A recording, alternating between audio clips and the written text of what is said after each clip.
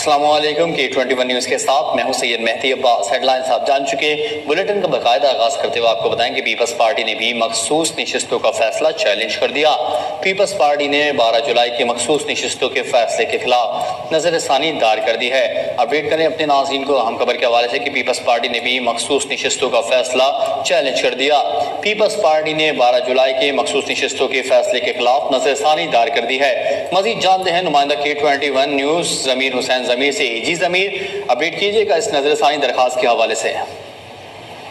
جی بالکل، Pakistan Peoples party نے بھی مخصوص نشستوں کا فیصلہ چیلنج کر دیا ہے اور باقاعدہ طور پر پاکستان پیپلز پارٹی نے 12 جولائی کے فیصلے کے خلاف نظر ثانی کی درخواست جو ہے وہ دائر کر دی ہے اور باقاعدہ طور پر یہ درخواست جو ہے پاکستان پیپلز پارٹی کے جو وکیل ہیں فاروق ایچ نائک، ان کی طرف سے جو ہے وہ یہ سپریم کورٹ میں درخواست دائر کی گئی ہے نظر ثانی کی، اور مزید اس درخواست میں موقف اپنایا گیا ہے کہ مخصوص نشستوں کا 12 جولائی کو فیصلہ جو لیا گیا تھا،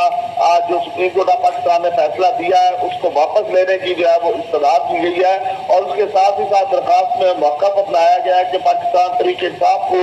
جن مانگیں نشستیں دی گئی ہیں، اور اگر آپ اس پر مزید بات کریں تو مسلم لیگ نون پہلے ہی مخصوص نشستوں پر نظر ثانی جو ہے وہ دائر کر چکی ہے، تو اب پاکستان پیپلز پارٹی نے بھی جو ہے نظر ثانی جو ہے وہ دائر کر دیا ہے۔ 12 جولائی کے فیصلے کو سپریم کورٹ آف پاکستان میں چیلنج کر دیا گیا ہے، اور باقاعدہ طور پر جب یہ فیصلہ آیا تھا تو اس کے بعد سے ہی جو ہے یہ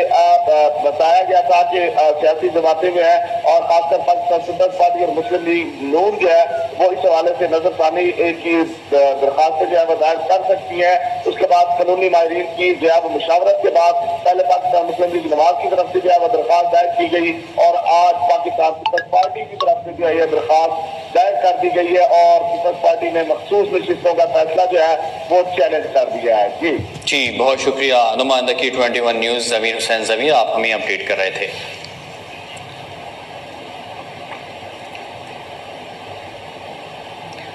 سندھ کے سینئر